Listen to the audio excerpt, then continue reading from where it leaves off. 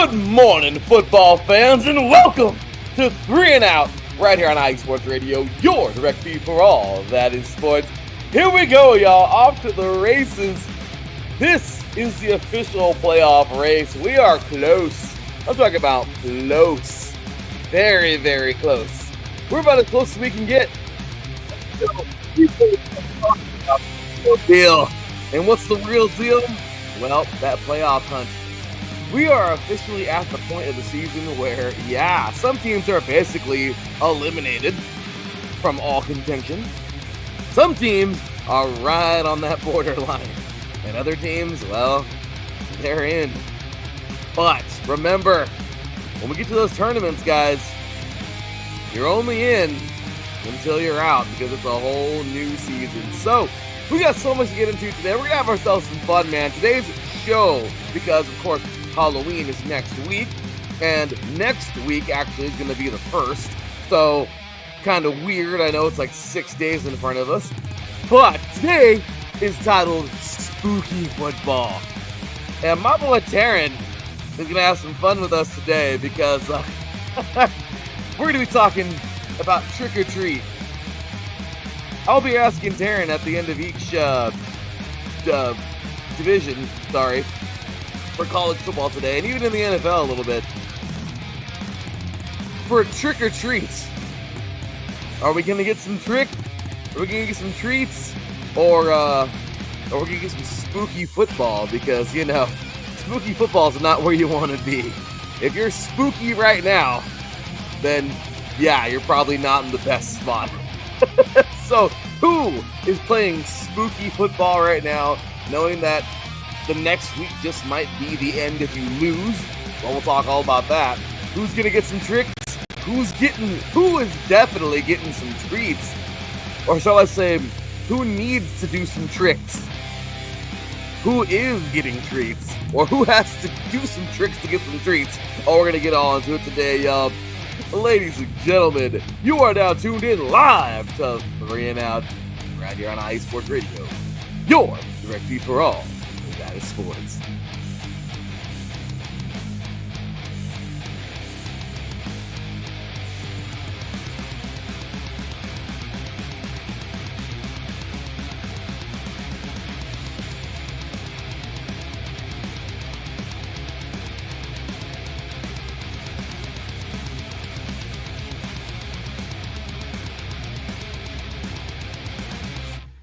Welcome, football fans all over the world, everywhere. You guys are amazing. We appreciate you so very much.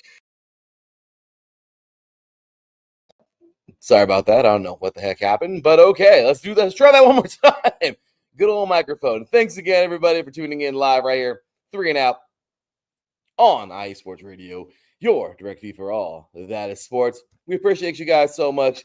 Thank you a million times over for being a part of us, for showing love, and just for tuning in every week, man. You guys are amazing. We appreciate you all. And, we got a lot of football to get into and so little time. So with that said, man, I got to bring on my co-host. He is the dude, one of the greatest guys I've ever known. Proud to call him a great friend. And, he's a little hyped up because of what happened just 2 nights ago. I'll let him talk about that. Ladies and gentlemen, the host of Set Point, our volleyball show here on iSports Radio, the co-host of 3 and Out, and our SoCal insider, Teran Rodriguez. What's going on, brother? Good morning.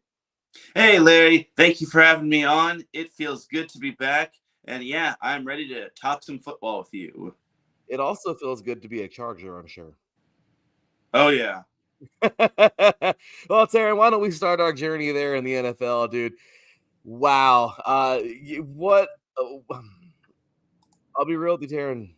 I mean, I know we got bad blood. I'm a Raider, you're a Charger, but I can't even be mad. But wow. I would say I wasn't expecting that, but that would be an understatement. The Los Angeles Chargers done beat the brakes off of the Vikings, man. 37-10. Herbert was surgical, 227 yards, 3 touchdowns. Lev McConkey. What's Gadsden? Who's that? Trey Harris? I don't know who those guys are, Teran, but we do now, if you didn't before. 419 total yards. Kamani Vidal, again, another guy we're like, what? Excuse me? Yeah, 117 yards on the ground. Teran, these guys dominated, man. They completely destroyed the Vikings. They're 5-3 now in the season. They're right in the AFC West race. The Chiefs look like they're falling apart at the right time for some teams, at the wrong time for them, for sure. Teran, the Bolts dominate the Vikings on Thursday Night Football. Tell us about it. Yeah, with all the Thursday Night Football games we've been getting, considering with all things considered, of everything being dramatic and everything like going down the wire, it feels a little rather odd to see a blowout happening. But especially with the Chargers, normally the Chargers are in close games, like a couple weeks ago, and their offense was reeling, but I think this one was kind of a good little refresher for the Chargers, especially with how many injuries they've suffered. Yeah. Like Omarion Hampton is out, most of their O-line is out, and so on and so forth. So I think this was a very good win. They needed this win in the worst way. So I think, but they did suffer a few injuries following this to like Derwin James and whatnot. And the Vikings were banked up as they didn't have J.J. McCarthy again. They did see Christian Darrisaw, who eventually went out. But overall, I think it was a good win for the Chargers. It keeps them in the AFC West race because the Broncos took over first place. And the Chiefs are in hot pursuit, though. So don't count out the Chiefs by any means. Well, you can never count them out. I mean, especially with what they've done in the last, obviously in the last 5 years, they've been so damn dominant. But Teran, you can't slight the Chargers, man. The Chargers are real. The Chargers are in the conversation. They're here. I know the Broncos are doing a lot better. We all know the Raiders are not even in the conversation. Typical. But we do know, Teran, it's a 3-horse race, and I know it's kind of going towards the Broncos, because they're horses. But I'll tell you right now, Super Thunder Horse, okay? The Superchargers. You guys looking pretty good, Teran. What do you think right now, man? How do you feel about this team? Are you confident, or are you a little worried? What are we gonna get now, Teran? Are we gonna get some tricks? Are we gonna get some treats? Or are the Chargers playing spooky football? I think we should get some treats from the Chargers. I think they'll get a little bit more healthy. They did see the return of Joe Alt, which was huge for them. Yes. I think for the Chargers, I expect more treats because they've got the Titans next, and they are a walking, I wouldn't say dumpster fire, but they're just a mess right now, especially with having fired Brian Callahan. And the interim coach is former Chargers head coach Mike McCoy. So I think it kind of will be a nice little bit of a revenge game because still have some bad memories with Mike McCoy. But for now, it's going to be some treats, especially with the next matchup. As long as Derwin James' injury isn't serious, it sounds like it's a low-grade ankle sprain, so it shouldn't be too bad. And plus, they have a lot more time to prepare for the Titans and heal up. They've got now it's 8 days. Well, let's hope he heals quick, man. And I really hope that the Chargers look good, man. This is good football. This is good football right now. They're playing well. They're doing it. Let's see how far these guys can go. Again, I'm a believer in them. I said they would win the division this year, back on 8 divisions in 8 days. I really do think that they have the team and they got the coach. They got the coach and they're playing for him. So injuries suck, I know, but we'll see, man. So, all right, Teran, let's kick it on over to some high school football, unless you got anything else for the NFL, or at least for this game. Well, I will say this. The Chargers win over the Vikings might have been their most convincing win of the season because most of their games were pretty close and not really eye-popping. But this one was a very, very good win, winning on prime time. It was huge, Teran. I'll tell you right now, man, you guys should be ecstatic right now. You guys should be very happy because Chargers are looking good, man. And the Vikings are no slouch. The Vikings, you know this. The Vikings are not a pushover, and you guys made them look like they don't know what football was. So I'm just saying, it looked pretty good, man. That was a pretty convincing win. The Vikings got their own. The Vikings can play some spooky football right now. I'll tell you that. This team, I mean, it's not like the season's over. We're only halfway through, but I'm just saying they need to get it together if they're going to be serious. Because what I saw on Thursday was not. No, that was not confident football. They looked like they just looked lost. They look like crap. But you guys look really good, man. So, all right, high school football turn. Let's get on over to the nation's top 25. We're going to kind of run through this here. Number 1 overall, St. John Bosco. They get it done. Just destroying Servite, dude. The Braves remain perfect. They're 9-0. They get a nut. This is their 4th shutout of the season. Malulu throws for 3 touchdowns. I mean, Teran, they're just getting it. Next week is it. The biggest game of the year, obviously, even if they're not in the top 10 right now. This is crazy. Good old modern day. They're still strong. Well, Teran, here it is, man. Number 1 gets it done. How about St. John Bosco? They are just on a tear. There's no slowing down the Braves. Their offense, even against really good defenses, they're just playing on a heater right now. So do not underestimate Bosco by any means. I mean, some people thought that they weren't going to be the real deal, but now they are the real deal, and it's great to see Bosco just doing what they do best. And they clinch a share of the Trinity League title. They get the outright league title and most likely the number 1 seed if they beat Mater Dei next week. That'll probably be a task easier said than done, but honestly, this St. John Bosco team is just looking really good. Coach Negro is doing an amazing job. I mean, Teran, they look good. This team is everything we thought they would be, and this is theirs. This is theirs. If they just keep winning, they win. They get a national title, and this will be their second, right, Teran? Their second or third? I think it's their third. I think so too. But yeah, man, these guys they're amazing. I mean, they've done it. They're battle tested, and this is it. So now they just gotta knock off Mater Dei and go. Obviously, yes, anything can happen, especially in the Open. We know that in the CIF Open, but don't screw up and it's yours. That's all this is for St. John Bosco right now. So moving forward really quick, I'm just going to kind of run through the next couple. St. Francis Academy, they got a rest, okay? So they're closing things out right now. Well, they're getting a rest. They're still number 2 in the country doing their thing. Grayson just dominates South Gwinnett 42-3 out of Georgia. Best team in Georgia. One of the best teams in football right now. They are 9-0. Good for the Rams. Defense just keeps on dominating. IMG Academy, they're playing East St. Louis from Illinois this afternoon. So we'll see how that goes. And then ending up the top 5 here, we got number 5 Centennial just destroying Norco. I am so surprised with Norco right now. I have not seen a bad Norco team since I played in high school, which is like 20 years ago. So yeah, dude, 59-49. It's not they're bad. It's just they're not as good. And crazy. It was a wild shootout, man. Norco, that's a rivalry team. And I mean, a rivalry game. Dean Gibson scores 4 touchdowns. And the Huskies, man, these guys are great. They improved to 8-1 on the season. They stay in the top 5. Solid. So anything on those games right there?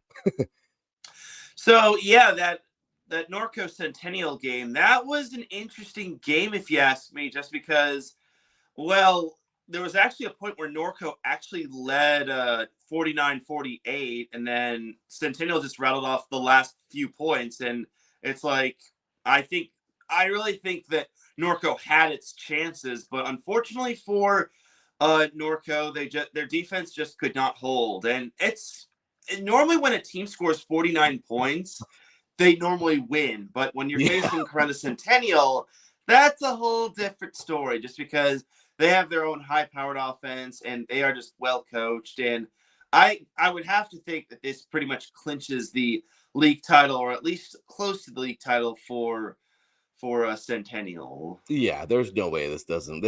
They're good. They're strong. This is a great team. I mean, last night Vista Marietta and Marietta Valley played, and it came down to a pick at the end, pick 6, and it was crazy. Vista went by 1. So I mean, yeah, Teran. I mean, it was crazy. The score was 42-35, but it's just crazy because it didn't look like that. It was a walk-off. They were going to lose by 1 point.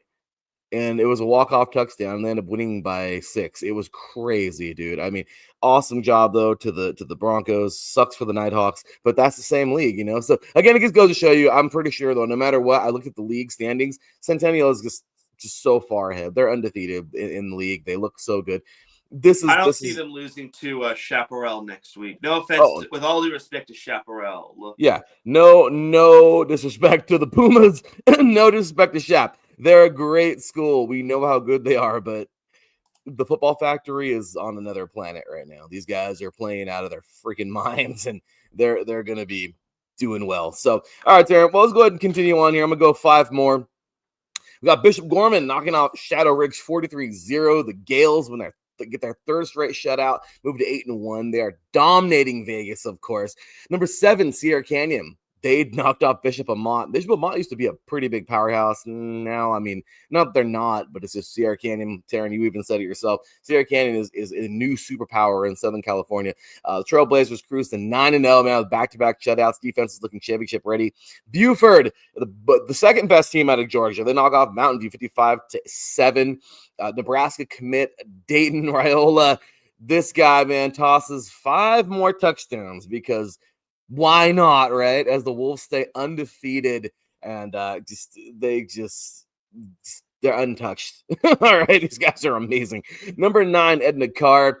They defeated Warren Easton 63-12. 12 straight wins for these guys. Quarterback John Johnson, 5 total touchdowns. The Cougars dominate. And then here we go at number 10, South Lake Carroll out of Texas. They defeat Bell 49-0. The Dragons roll to 9-0. Another defensive masterpiece. Texas power on display right here. Anything for those 5 games? So Sierra Canyon pitched its 5th shutout of the season. Half of their wins are shutouts, which is just incredible right there. Next week they actually have Loyola, which I think should be for the Mission League title. If not, they've pretty much clinched it already. Just because, let's be honest, Sierra Canyon is playing on a whole different level. Which is very impressive on their behalf. I'm really interested to see what they're going to do in terms of the playoffs, especially when they face the likes of Bosco or Santa Margarita or Mater Dei or Mission Viejo. Like this team is going to be legit good. And no, Loyola is nowhere near the top of the Mission League championship. So Sierra Canyon at least has a share. But what's better than a share of the league title? The outright league title. No, totally, man. And this is strength. This is called strength. So good stuff there. Okay, so moving forward, we have the next. Actually, I'll just go to the 20. So 11-20, we have Santa Margarita, man, destroying. And again, we talk about it all freaking year. Oregon's Lutheran Ducks, nobody. They don't. Obviously, they're in the Trinity League, still a powerhouse. They get it done, though, man. Carson Palmer's boys, 28-7. Eagles rebound. Strong here. They just get it done. These guys look good. Defense forces 2 turnovers and return to touchdown. They're 6-3 now in the year. Mater Dei, number 12. It's so weird seeing them here, but they defeat J. Sarah 40-7. Justin Lewis runs for 3 touchdowns. The Monarch cruise ahead of next week, or they cruise ahead to next week's rivalry game with St. John Bosco. Again, as Teran would say himself, the hottest ticket in town next week in Southern California. We have number 13, Carrollton out of Georgia. They're at 9-0 right now. They have a bye week, so the Trojans get a rest before next week. Number 14, St. Thomas Aquinas out of Florida, taking on American Heritage of Florida. 19-12, Teran. This is such a good Florida battle, man. The Raiders win a gritty battle on 4 field goals. Crazy, right? And a defensive touchdown. And next up, who do they have, Teran? Chaminade Madonna next week. Oh, that's going to be fun, man. St. Thomas Aquinas, Chaminade Madonna. A very fun Florida battle there. Number 15, DeMatha, Maryland, knocks off St. John's out of D.C. 23-20 in overtime. Teran, that's the closest game these guys have played all year. The Stags stay undefeated, though, 8-0 after an overtime touchdown drive by Elijah Lee. Beautiful WCAC classic there. Number 16, Grimsley out of North Carolina defeats Dudley 42-14. The Whirlies, because that's a great freaking mascot. The Whirlies, 9-0. Keep rolling behind quarterback. Looks like Faison Brandon as North Carolina's top team. Yeah, these guys are good. Number 17, Chaminade Madonna. Hey, they defeated Cardinal Gibson 47-0. Texas commit Derek Cooper rushes for 3 touchdowns, and freshman quarterback Malik Leonard throws for three more in a shutout, which is crazy. Number 18, Basha. You knew we weren't going to keep them out of the conversation long. All right, Arizona, man, this is the great team here. Defeat actually, and I'm so sorry. I was reading this backwards. Hamilton Yes, Hamilton. We've seen these guys have some good ones in the past. Well, Hamilton will knock off Basha 28-12. Upset in Chandler. Hamilton's Roy Oliver scores 3 times as the Huskies hand Basha its first loss. Basha Bears go down, something we don't see often. Next up, we have number 19, De La Salle, defeating San Ramon Valley 56-7. Spartans dominate yet again, 7-0, crushing through NorCal. And of course, number 20, we'll stop here for the moment. Bixby, they've been putting up points on everybody out of Oklahoma. They defeated Mustang 38-22. The Spartans move to 8-0. Their offense remains one of the most powerful freaking offenses in the entire country. So, Teran, anything on any of those games? Yeah, so Basha losing to Hamilton was quite the eye-opener, if you ask me. I mean, we needed to have some sort of chaos in terms of high school football, and we got it. So that was an amazing win right there for Hamilton. Impressive. And we talk about the hottest ticket in town being a Bosco in Mater Dei. I think the second hottest ticket in town, or the hottest ticket in Florida, or in the Sunshine State, would be St. Thomas Aquinas Chaminade Madonna. That is going to be a barn burner right there. Oh, it is going to be good, man. Anything to add for Carson Palmer's boys? Yeah, they took down Orange Lutheran, which Orange Lutheran, they kind of went through it a little because they had to forfeit a couple of their games, their win over Northwestern and their win over Rancho Cucamonga due to violations of a rule, but I digress on that. Look, Orange Lutheran is still going to probably be in Division I in the CIF Southern section. For Santa Margarita, they're definitely having themselves a great year. Next week, they've got JSerra, which JSerra has not won a Trinity League game this year, so expect another masterclass performance from Carson Palmer. And at the very least, they're going to have second place. If they can get a share of the Trinity League title, that would be a massive feather in Carson Palmer's cap in his first year. So if anyone is going to be the biggest fans of Mater Dei next week, it's going to be Santa Margarita. It is. It definitely is, man. I'm telling you, this is going to be fun. I don't know, dude. At the end of the day, though, I got Bosco in this one. I don't see them losing. They're so good. I don't know. What do you think? Oh man. I mean, I want to say that Mater Dei is playing its better football, but at the same time, it's like, do I really want to believe that, or is it Bosco, or is Bosco actually the real deal? Because when it comes to Mater Dei and Bosco, you just throw out the records. But I really got to see if Mater Dei is for real. Let's see it. It's going to be fun, man. All right, and then to close out the top 5 here, let's do that.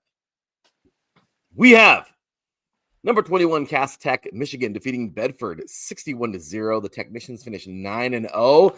My gosh, quarterback Donald Tabron, the second, tosses 4 touchdowns, and Corey Sadler scores 3 times. Michigan power right there. Number 22, Baylor, Tennessee, defeats Ensworth 35-21. 5-star running back David Gabriel Georges runs for 3 touchdowns as the Red Raiders stay undefeated, 8-0 now in the season. Number 23, Clay Charkville. These guys, man, yeah, Alabama power right there. Pinson Valley, they defeat Pinson Valley 51-14. Cougars roll to 9-0 behind dominant offense and relentless defense. These guys look good. And then, of course, number 24, Northwestern out of Florida, another Florida powerhouse, Teran. They defeated St. Brendan 49-0. The Bulls post their second straight shutout and improved to 8-0 in the season. And then, Teran, finishing it off, New Jersey. Got to show New Jersey some love, man. Don Bosco Prep defeats Paramus Catholic. Ironman improved to 8-0 and win another shutout. New Jersey's best rolling into November, looking really, really good. So anything on those last 5 games there, Teran? Yeah, Baylor from Tennessee is looking like the real deal. They're putting on for Tennessee. I mean, I know we had the other Tennessee team that tipped down Mission Viejo, but Baylor is just on a crash course to being the best team in Tennessee, which is really good if you ask me. I think this team is definitely a sleeper team in terms of like being one of the better teams in the nation. Don Bosco Tech was also pretty darn good as well.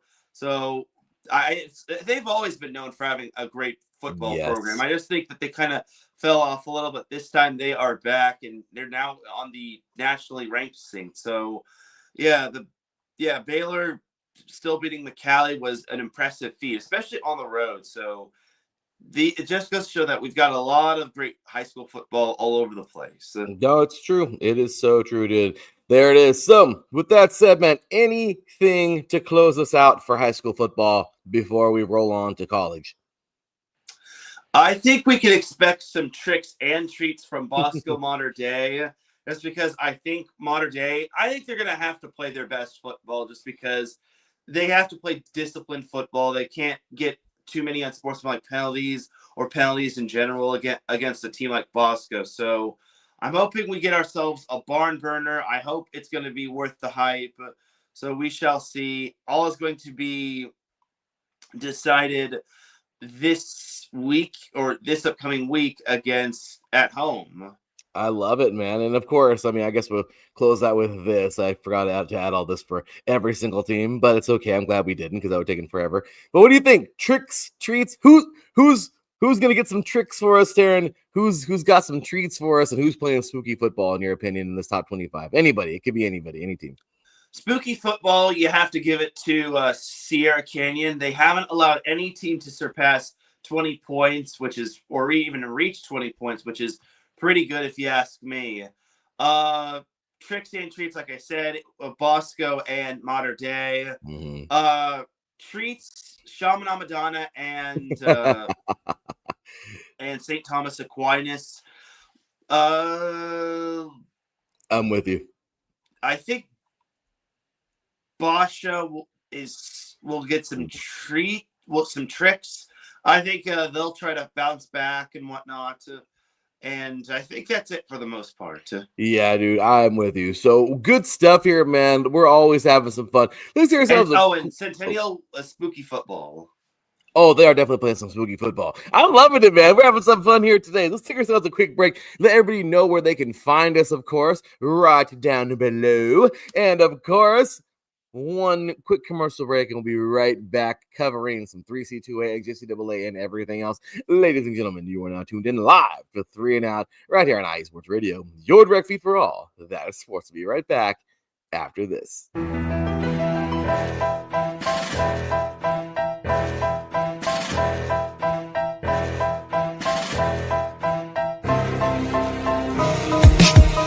For the last 10 years, IE Sports Radio has been bringing you amazing content ranging from interviewing legendary athletes, coaches, and other authorized media personnel to building tailor-made shows dedicated to all major sports cities around the country. Make sure to follow us at IE Sports Radio on X, Instagram, Facebook, TikTok, and YouTube to keep up with the latest in sports and with all of our shows. Also, make sure to check out our daily updated website at iesportsradio.com. At iesportsradio.com, you can see our daily show schedule and check out all of our show pages with personal bios to learn a little bit more about each of our awesome hosts. In addition to our show pages, you can catch the iSports Radio blog, Hall of Fame, Fans of the Month page, and our merchandise shop, including t-shirts, tank tops, caps, long sleeves, hoodies, and more. For now over a decade here at IE Sports Radio, we've continued to be by the fans, for the fans, and we thank you all for your support and for making IE Sports Radio your direct feed for all that is sports.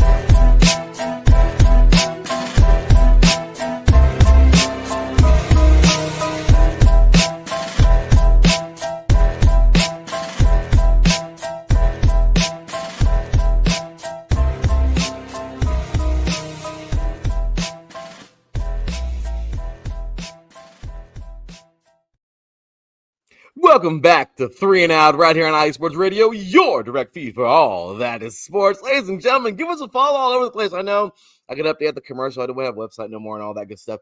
We'll get it back. Don't get all crazy on us. We'll get it back.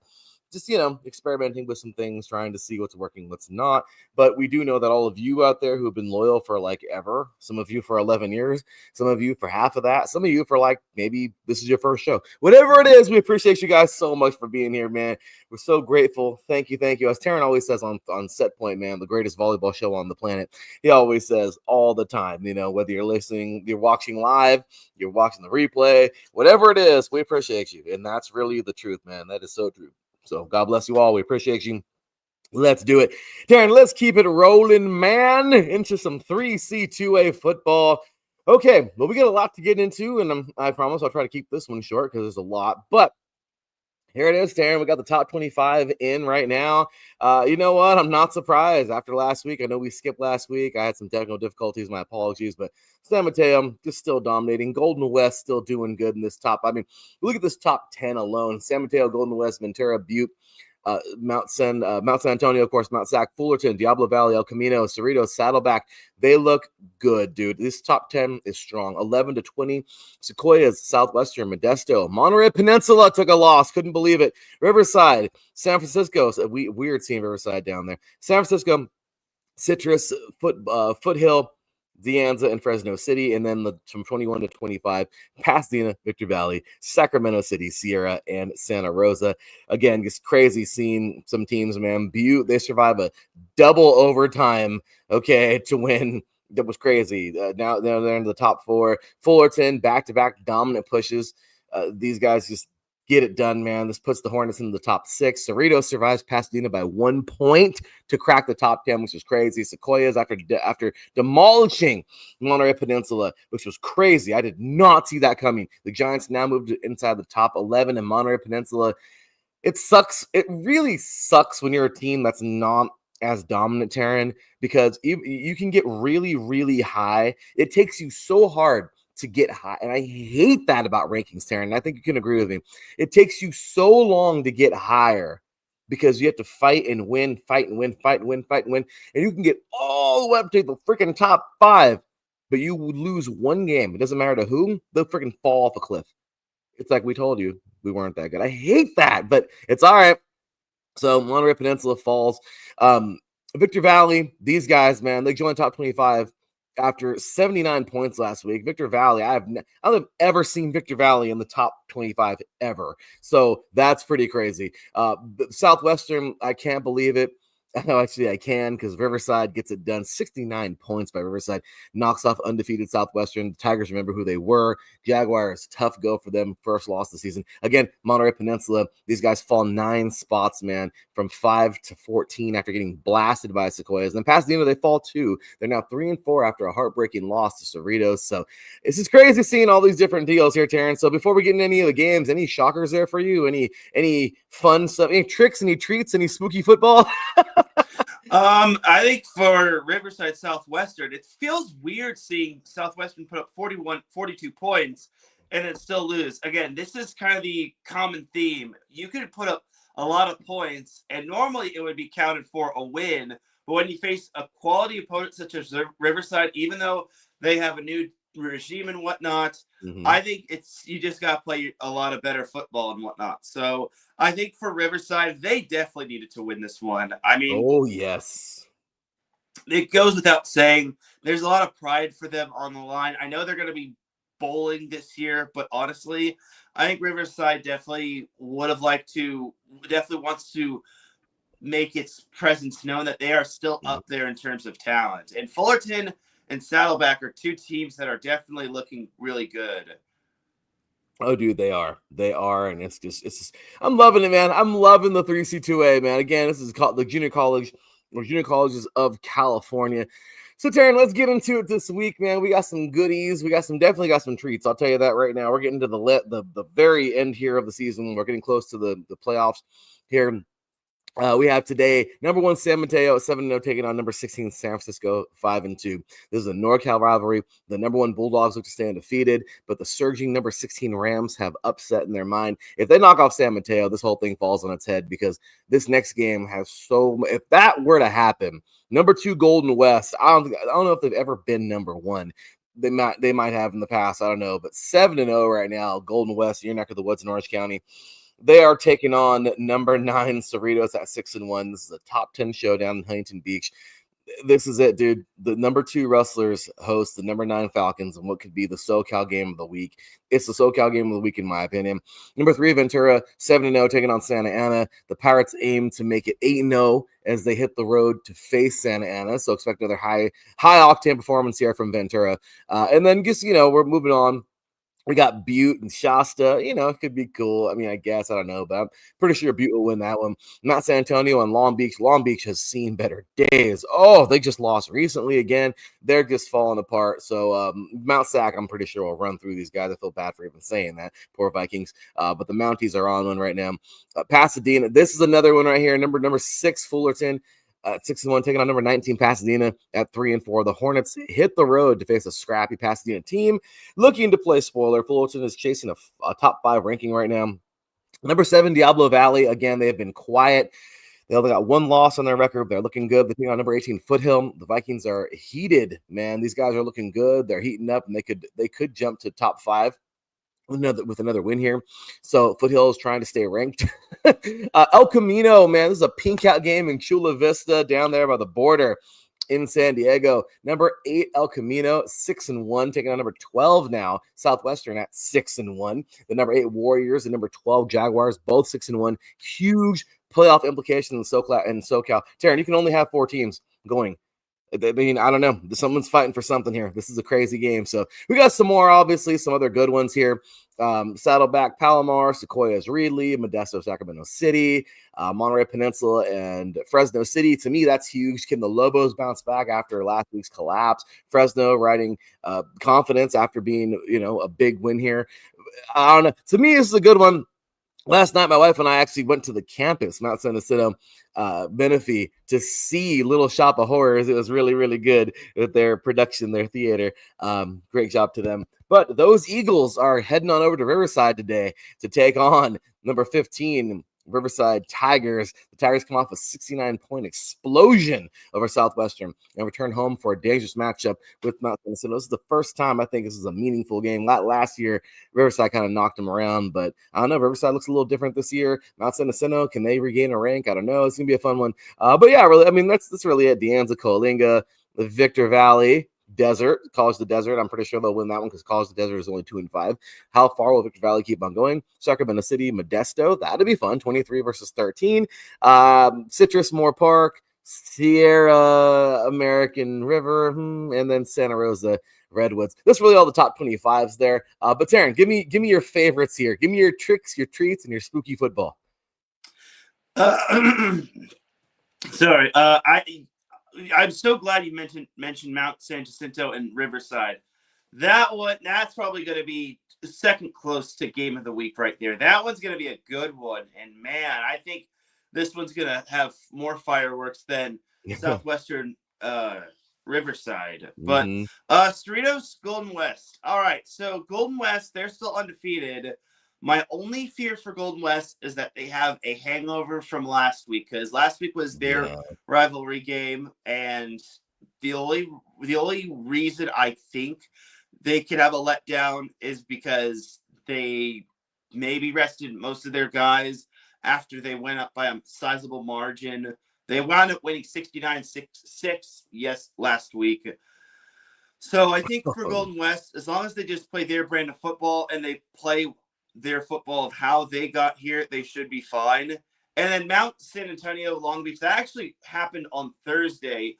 I am more baffled that they played a Thursday game as opposed to playing on Sunday, because that's a massive turnaround right there. And Mount Sac they stomped the living out of Long Beach. Yes. They beat them 47-7, which Long Beach was coming off of a win over Santa Ana, but Mount Sac is still Mount Sac. So so you can never count those guys out.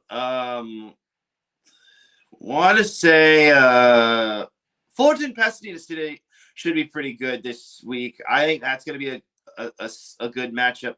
Elko Southwestern, also another good matchup. Chaffee Mesa is a sleeper matchup. So that's who I got as my tricks and treats. I can see that. I like that though, Teran. That's a good one. Chafee Mason. I like that one a lot. The big one though. I like you said it right there at the end. Yes. The fun one, that sleeper game will be well, I mean, not really a sleeper game, but the other game, Elko and Southwestern, man, that's gonna be a fun one. Look, right now, this is crazy. I mean, if you look at that top 25, I mean, Teran, this is it. You're not getting any closer. I mean, sorry, you're not, I mean, the season's not getting any younger. This is it, dude. I mean, we are at that point where right now, number 1 is NorCal, number 2 is SoCal, number 3 is SoCal, number 4 is NorCal. So if you think about it, right now, if the playoffs were to start tomorrow, it would be Butte at San Mateo in the north, and then also in the north, there's a lot of South teams up there. Wow. It would probably be, oh, wow, look at that. Diablo Valley would probably find themselves with home. It's hard to kind of go off of this sometimes because I don't even know how they seed. I mean, I do, but I don't. But San Mateo looks like they would host. Yeah, so San Mateo would host Butte from what it looks like. And then Diablo Valley, dude. This is crazy. Look at this top 10. Number 1 is NorCal. Number 2 is Golden West. Number 3 is Ventura. And by the way, NorCal, SoCal. Okay. Butte, number 4. San Antonio, Fullerton, Diablo Valley, Elko, Cerritos, Saddleback. Teran, we have 7 teams. 7 teams out of the top 10 that are SoCal teams. It's crazy. Yep. So that means, I mean, in the West, it is. And in the north, I mean, in the north, it's wide open because I mean, San Mateo and Butte are going to fight. Obviously, that's your top 2 right now. But my gosh, Diablo Valley, the next closest team from NorCal in the top 25 right now is Sequoias, which is number 11, right outside the top 10, which is crazy. Man, Modesto even fell to 13. Monterey Peninsula is 14. San Francisco is 16. I mean, as you can see, a lot of the SoCal teams here, huge. But yeah, man. So I mean, that north is that's a battle. But right now, it looks like if it would be the top 4 teams of SoCal, Golden West would host Ventura. That would be fun. And then it looks like, wow, Fullerton and Mount San Antonio. That's crazy. The door would close on El Camino, Cerritos, Saddleback. That's crazy, man. Then you got Southwestern. Riverside is like the 5th team out, dude. That's just so crazy. So again, I'm just telling you, man, this is nuts. You gotta love it. So I don't know. Any last thoughts here? Any spooky football for you? Who's playing what? In my personal opinion, dude, right now, San Mateo is playing for treats. They know every victory here is a treat because they're going to be treating themselves to another national championship pretty soon. They keep on winning. Golden West, I don't know what to say about these guys, man. They're dominant. They're good. But one slip up, man, could end the whole dang thing because of all the SoCal teams that are chomping at the bit. I don't want to say they're playing spooky football. That's the scary spooky, not the good spooky. I guess we're dividing it into 2 here. But I don't know. They need to. Golden West needs to do some tricks, even though they're 7-0. The temperature is so hot in SoCal right now. Golden West needs to they need to pull off some tricks. Ventura too. Honestly, every SoCal team needs to be on trick mode right now. No treats. It's trick. Everyone needs to be pulling some tricks because any week could be your last week, or not get you in the playoffs. And yeah, that's how I see it, man. Do you agree, or what do you think with that? Yeah, I agree. And Golden West, well, next week they've got College of the Canyons, which they should be able to handle. But this week is a big week for them. Cerritos is no slouch. And then the last week is going to be against Fullerton. That is going to be a fun one. It's at Fullerton. So that could basically make or break the rest of their season. Because if you remember, last year, Golden West missed the playoffs because they were the first one out. So they just can't afford to lose because if they lose, that one loss could keep them out. But I can't imagine them being left out because they've been number 1 most of the season. So, but they just can't afford to put their playoff fate in the hands of the committee. Yeah. No, agreed. Totally agreed, man. So let's switch it on over now, man. We're staying in junior college, obviously. Going on over to the NJCAA. Let's do it, man. Let's talk a little bit about this. Last week, we had some fun ones here. Obviously, the big, crazy one was Itawamba they were upset at home. That was crazy. They had their first ranking. It was short lived. They were number 15. Now they're not. We have number 4 Northwest Mississippi and Copia Lincoln. They look good. I mean, we had Hines. They're looking red hot. They're in the top 10 now. East Mississippi quietly stacking wins and earning some votes.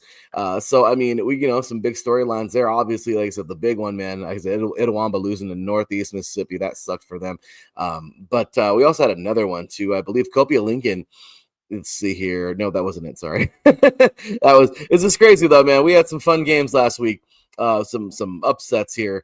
Or at least that one for sure. And that was that. So, alrighty. With that said, man, actually, no, I'm sorry. That was another big victory there. It was okay. Yeah, this is Itawamba again. Sorry. I thought I had something else there, but never mind. Okay. Regardless, the top 15 this week. All right. Let's get to it. Talk about these teams real fast and then get into some matchups. And just keep it moving. So first things first, man, we have some fun here.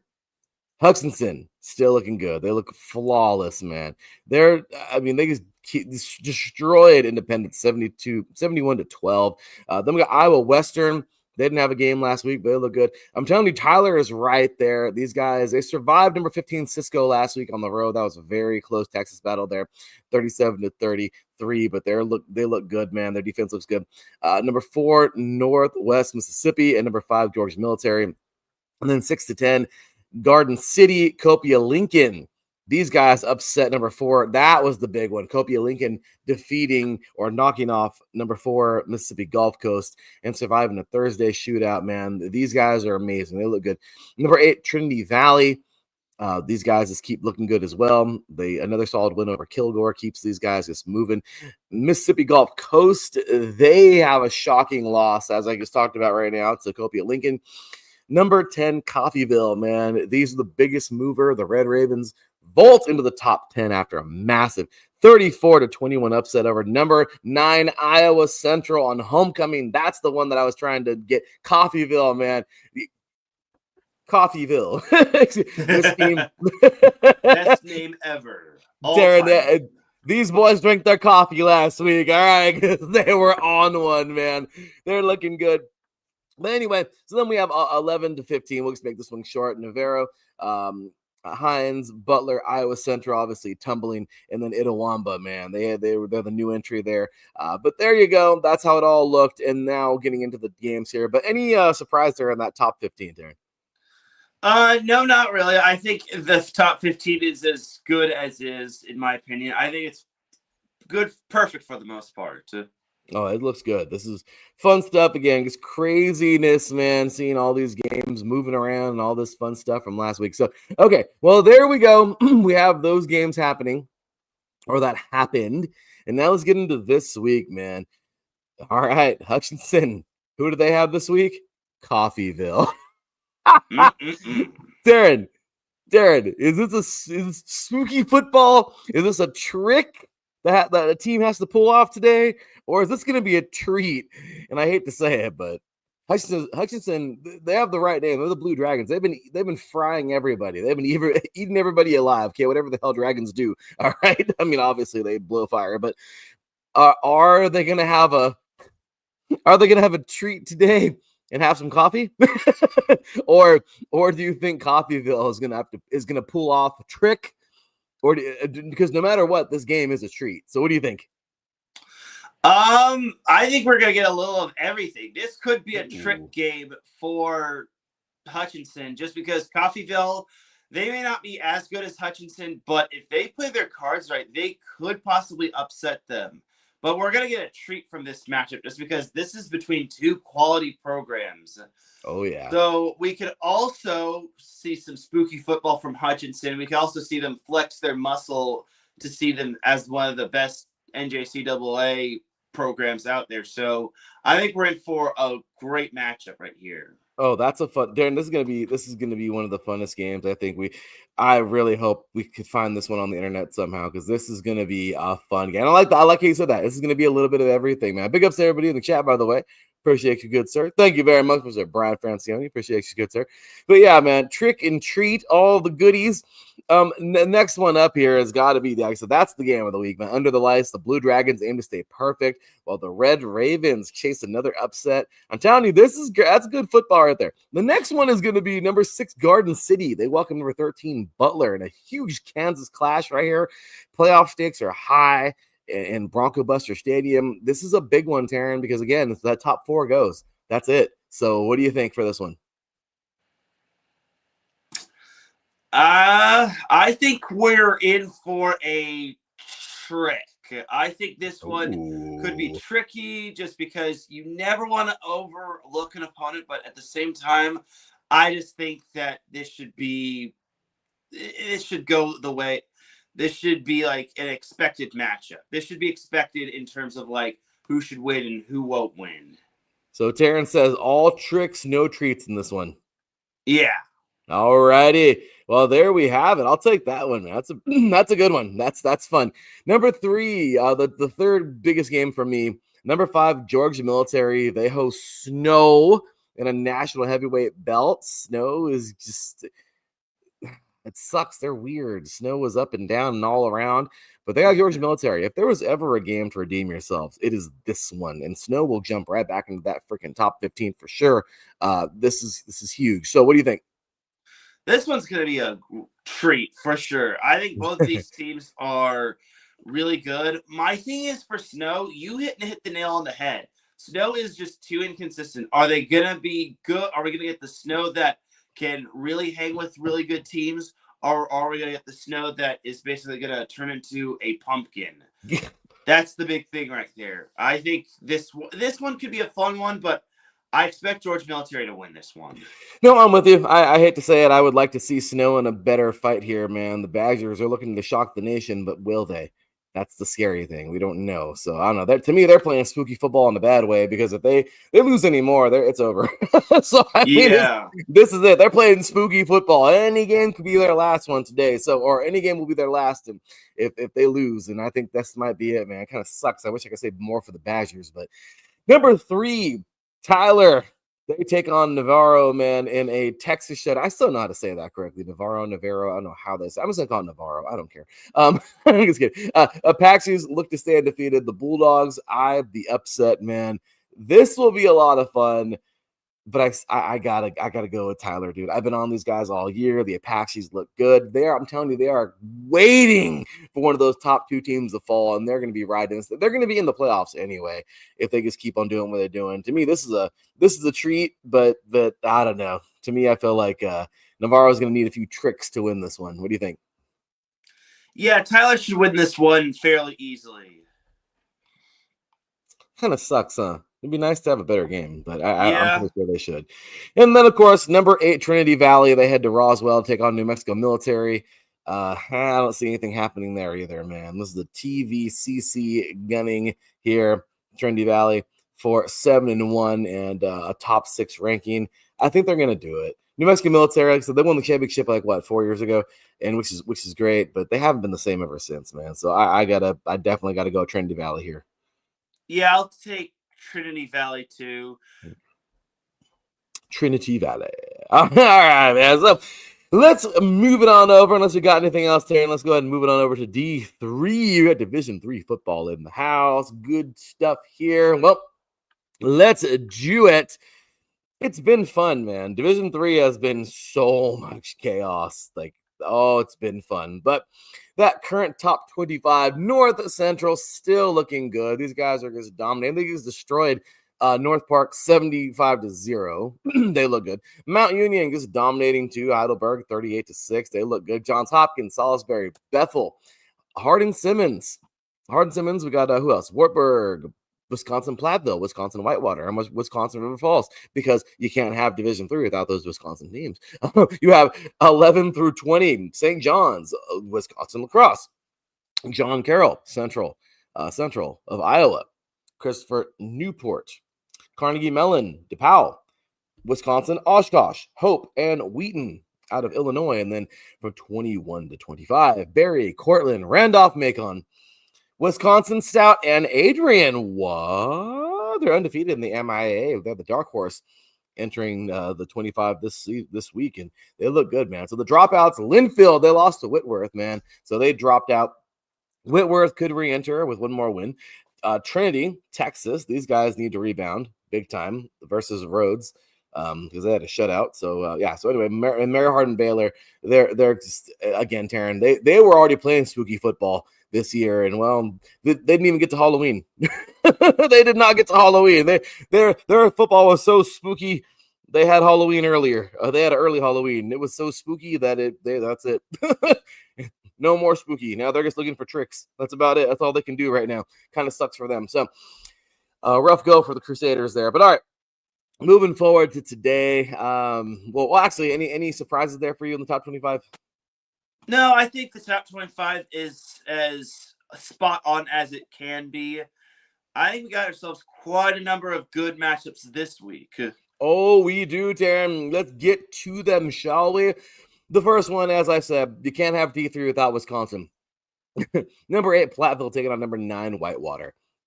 WEAC fireworks all day long. Pioneers try to stay hot after upsetting La Crosse, but another Wisconsin team. But the Warhawks at home are a different animal. They are Warhawks. We have the next. I only have 3 really. Getting this, man. Number 14, Central of Iowa, and number 7, Wartburg. So this is the ARC title, the ARC title on the line in Waverly. Central's perfect record meets the Knights' elite defense. And then the third biggest matchup here is number 18, Oshkosh, at number 12, Wisconsin La Crosse. This is a massive WEAC rebound test for the Eagles after falling to Platteville. So Titans eye another upset. Let's see. What do you think about those games, Teran? Platteville Whitewater is going to be really good, as well as Oshkosh and La Crosse. Now, the Central Wartburg matchup, that one's going to be fascinating just because Central is on the road, but they definitely are as good as their record indicates.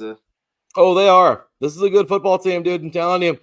This is going to be a lot of fun. I am so freaking excited for this one here. We have some goodies today. So, okay, which one? We got those 3 games. Platteville, Whitewater, Central, Iowa, Wartburg, and Oshkosh and La Crosse. Tricks, treats, spooky football. What do you think? Platteville Whitewater will be treats. Central Wartburg will be tricks, just because I think Central can actually win that game. And then Oshkosh La Crosse can be spooky football, especially if it's a low-scoring affair. And Teran, nothing's more spooky than when you look at the clock and there's 3 minutes left in the fourth quarter and it's 7-6. Nobody can score. Defenses are just deadlocked, and you don't know. Any play can bring something really special or completely destroy your game.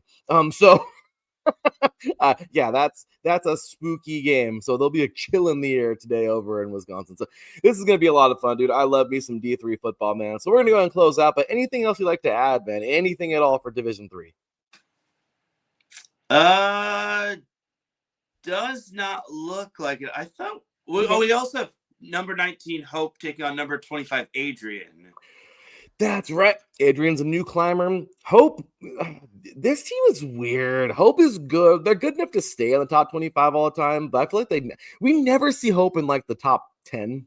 I don't know. Weird, but yeah, that's actually a good one though. But could Adrian make it happen? I don't know. So this is a massive Saturday in Division 3. I'm telling you, you got those games there. But again, if there's ever a time for Adrian to win, it's this week.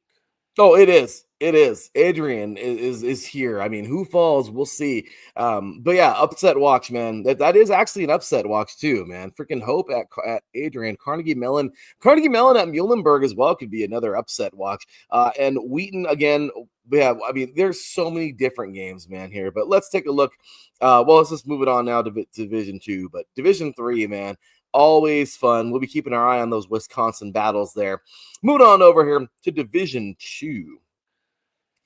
Well, Division 2 has not disappointed at all this year. Let's take a quick look here at that top 25 at the moment. We have the unbeatens stay perfect. I mean, it hasn't disappointed, but it has been a little boring, I will say. Ferris State, they're 7-0. They're still a standard. The Bulldogs keep crushing the Giliac. Okay, G-L-I-A-C. They keep crushing their foes in the Giliac and are clear number one until proven otherwise. That's it. But number 2, Harding, the champions from 2 years ago, they're here, or 3 years ago, or whatever it was. Another dominant week on the ground. The Bison are just dominating with their option attack. They look really good. Okay, they're remaining pretty unstoppable. Will it be them in Ferris State? We don't know. We see Kutztown looking pretty good here, still at number 3, 7-0. West Florida, 7-0. And at number 5, Western Colorado, 7-0. Teran, that's freaking crazy when the whole top 5 are just undefeated powerhouses that are all 7-0, and they're just all dominating. That's awesome. 6-10, this is where we start seeing a little parity here. Pittsburgh State, number 2. They're handling business. They're looking good since their early losses, and they're hanging in there. Number 7, Central Washington, 6-1. They have 2 straight statement wins over UT Permian Basin and Texas A&M Kings, I think, if I'm not mistaken. Texas A&M, what is it again? I forgot what it is. Kingsburg or King something. I felt like an idiot right now. But yes, Texas A&M. Then next up here, or Texas A&M K, if you will. After that, we have... I can find it. There we go. We have Minnesota State still. The Mavericks are steady at number 8. Number 9, CSU Pueblo. Okay, they're rolling in the RMAC right now, looking very good behind efficient quarterback play. And the number 10, Augustana, they're 7-0. They're undefeated, but still waiting on a signature win to move higher. So don't sleep on the Vikings. Then we have from 11 to 15, Minnesota Duluth. They're looking solid. They rebound impressively after the Northern State stumble that they had. Number 12, Northwest Missouri, they're dominant 52-3 win over Fort Hays, vaults them back into contention. Number 13, Indianapolis, talked about these guys earlier this year for sure. They're quiet but deadly, scoring in bunches and controlling every game lately. Number 14, Virginia Union, 6-1. It's a CIAA juggernaut. They keep rolling, piling on the points here. 66 last week for these guys. And then number 15, Findlay, they're also 7-0. They're up 3 this week. They're still perfect. Offense continues to roll in the GMAC.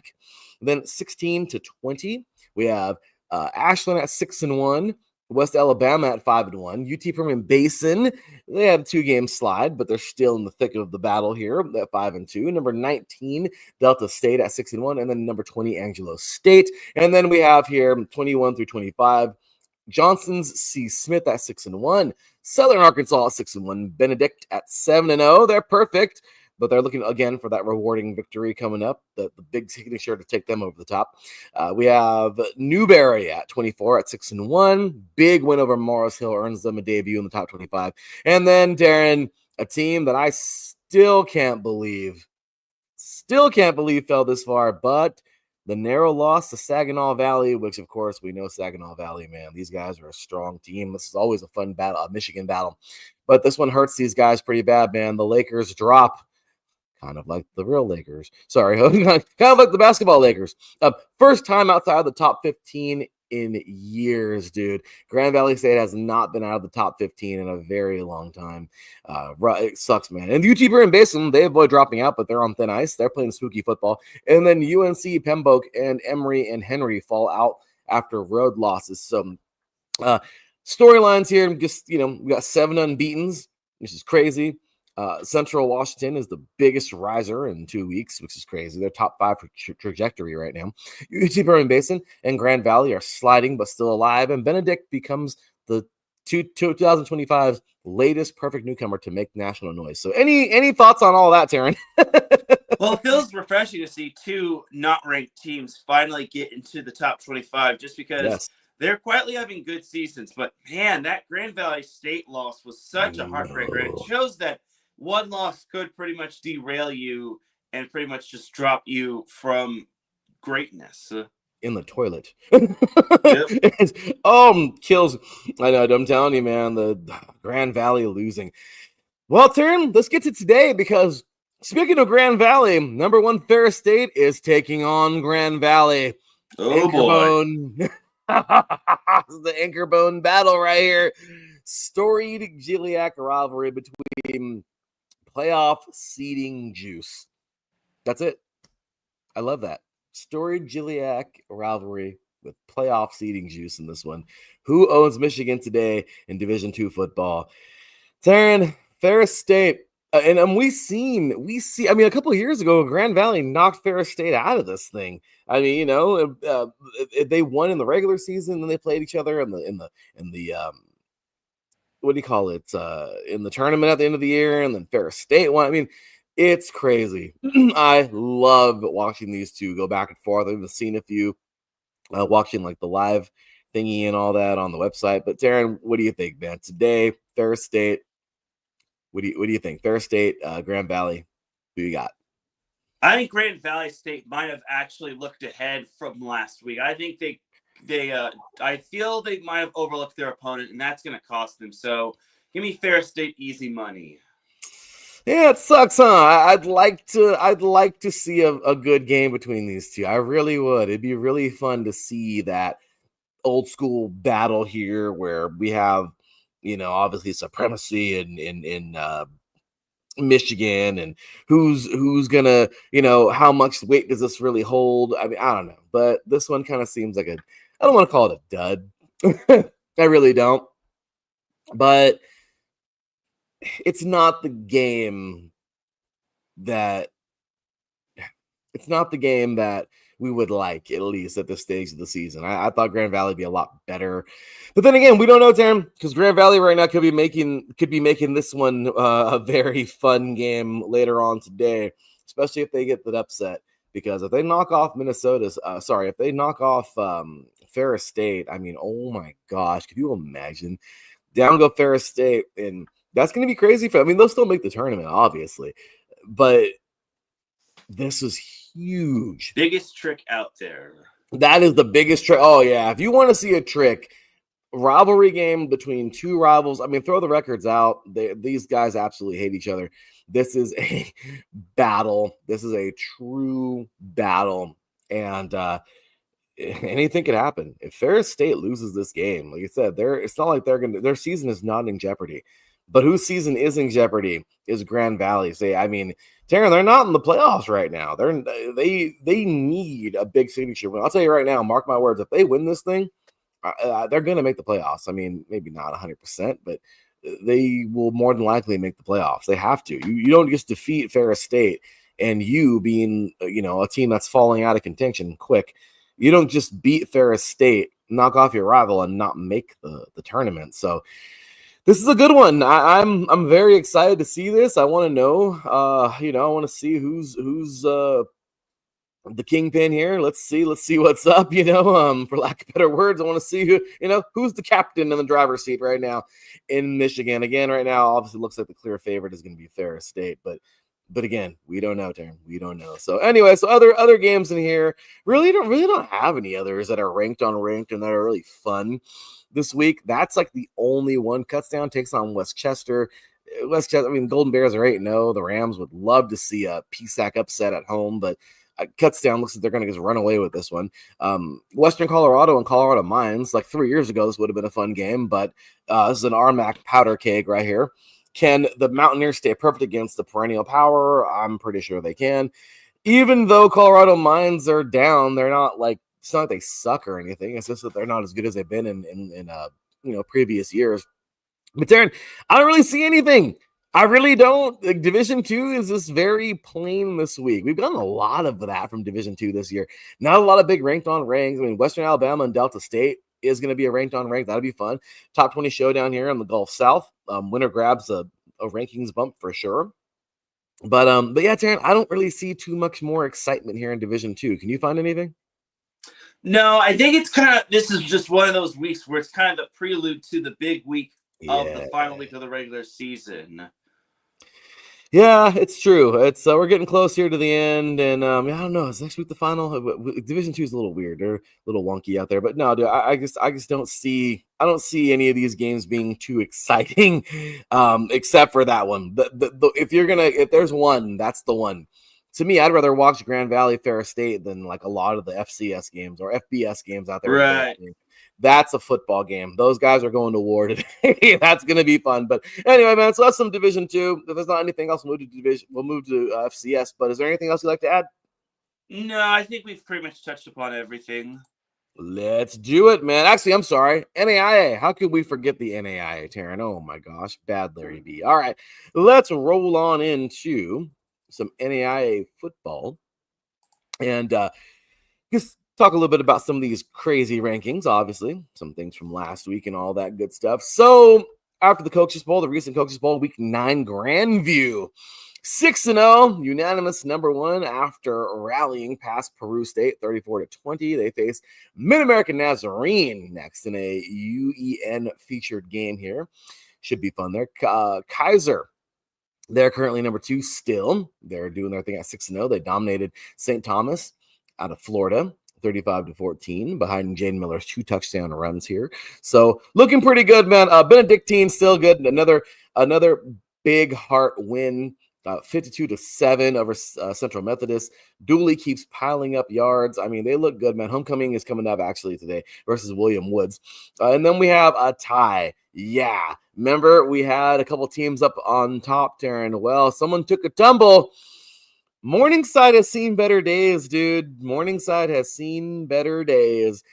And when the season started, and even up until recent weeks, Teran, it was Grandview, Kaiser, Benedictine, and Morningside. And Morningside has been the first team to drop off. Unfortunately, they are the weakest link here. Sad to say, man, the Mustangs have tumbled all the way to number 11. They're now 5-2. They dropped after a 13-14 loss, or 14-13, whatever you want to call it, against Northwestern Iowa, a team that we know all too well, who's won the championship a couple years ago. So, yeah, a little Iowa battle there. And while they tumbled down Morningside, which is rough here, but yeah, man. So good stuff here. Now we have a tie for 4th, which is crazy. Friends, which is 7-0, and Montana Tech. And Teran, this is your team, dude. You the Ore Diggers, man. You bring these guys up like once a week when we talk about the NAIA. They're tied for number 4 now. This is crazy. This is their first 7-0 start in school history, which is insane. They lead the NAIA FPI after a 49-7 win versus Maryville State. Go Ore Diggers, dude. These guys are here, man. Then we have number 6, Campbellsville, Kentucky, 6-0. They knock off. Then number 7, Lindsey Wilson, 34-31 to stay unbeaten. Dort, our little team that could. These guys are currently number 7 at 6-0. They took care of Mount Mary. Wow. 33-13 to stay perfect. Marion, they're still in and around the conversation. They destroyed St. Francis, Indiana, 49-0. Carroll out of Montana, they're 6-1 at number 9, and then Lindsey Wilson at 6-1 at number 10. Then, of course, we see Morningside 5-2, OUAZ 6-0, St. Thomas, Florida 4-2, Indiana Wesleyan 5-2, and Southwestern Kansas 6-1, and then just finishing out the top 25 from 16 on down. College of Idaho 5-1. Let's see here. Southeastern Florida 5-1. Georgetown, Kentucky 5-2.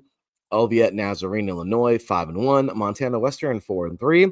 William Penn, Iowa 6-1. McPherson, Kansas 6-1. Concordia, Nebraska 5-1. Northwestern.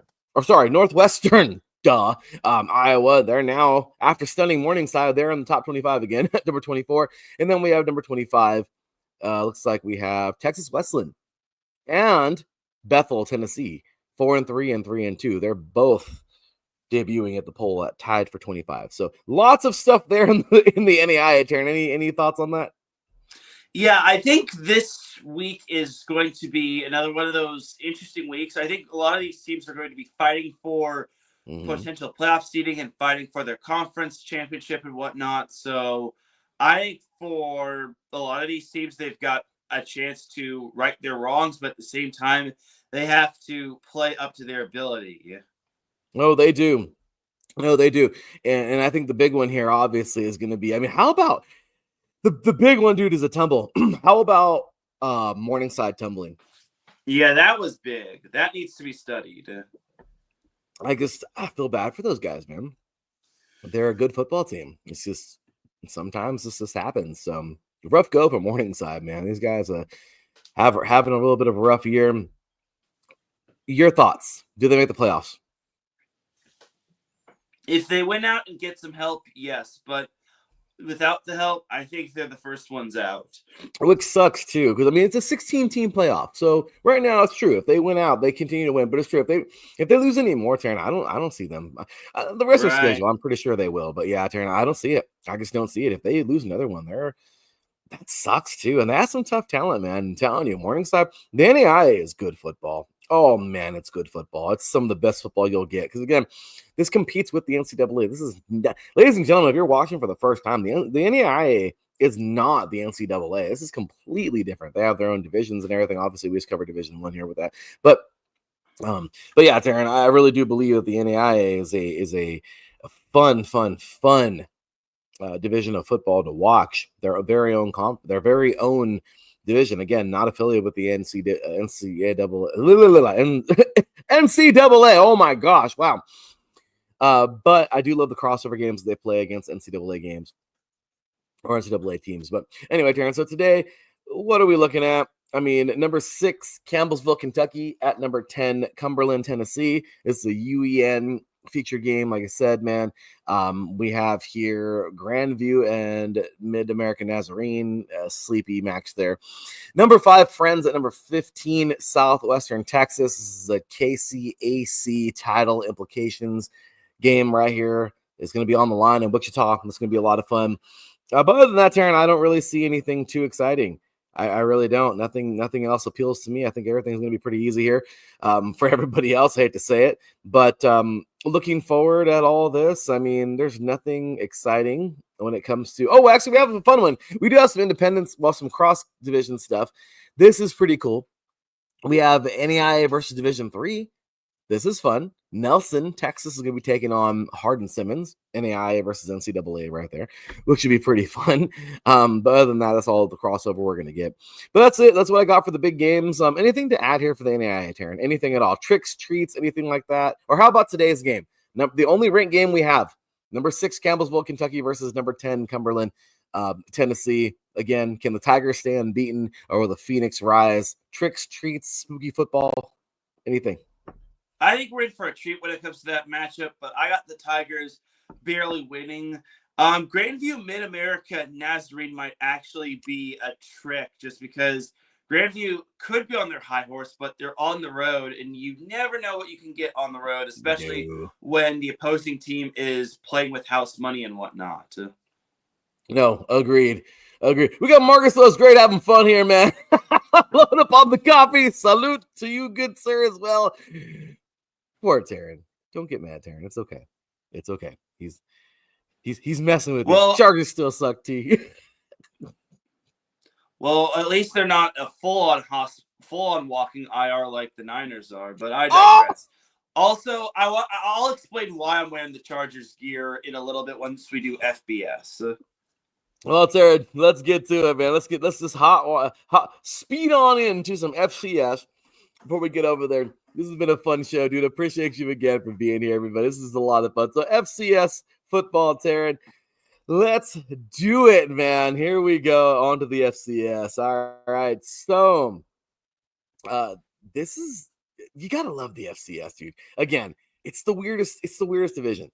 You get cupcake games nonstop all freaking year with FBS, and then you get like some really good games in here, and then you get some games that just starts. I don't know. I just kind of wish the cupcake games would stop. I really do, but whatever. So right now, current top 25. Guess who? North Dakota State, 7-0. Number 2, South Dakota State. Surprise, 7-0. I'm even going to go into their games. Like it's pointless at this point in time. I mean, really, like, thank you very much, Bison and Jackson. I'm going to say it every single week. I've been saying it. Thank you guys for sandbagging the crap out of the FCS. Because in my opinion, the true number 1 in the FCS is Tarleton State. Because they blew out number 23 West Georgia 45-10. And yeah, the Texans are for real, man. These guys, to me, would be number 1 if North Dakota State and South Dakota State would take themselves up to FBS where they freaking belong. Okay. But Tarleton State, Montana, dude, let's go. Montana, the Grizzlies are getting it. They're 7-0. Montana State, right behind them, 5-2. UC Davis, 5-1. Lehigh, 7-0. Tennessee Tech, 7-0. Monmouth, 6-1. and number 10, North Dakota. After that, we have Jackson State, Illinois, Southern Illinois. Sorry, Illinois State, and then Southern Illinois. Harvard, hey, how about that? They crushed Merrimack 31-7. This is their best Ivy League start since 2014, which is pretty crazy. And number 15, Presbyterian. I remember when Presbyterian was like the worst team in FBS. Now they're number 15 at 7-0. The Blue Hose still perfect after dominant 42-7 win over Stetson.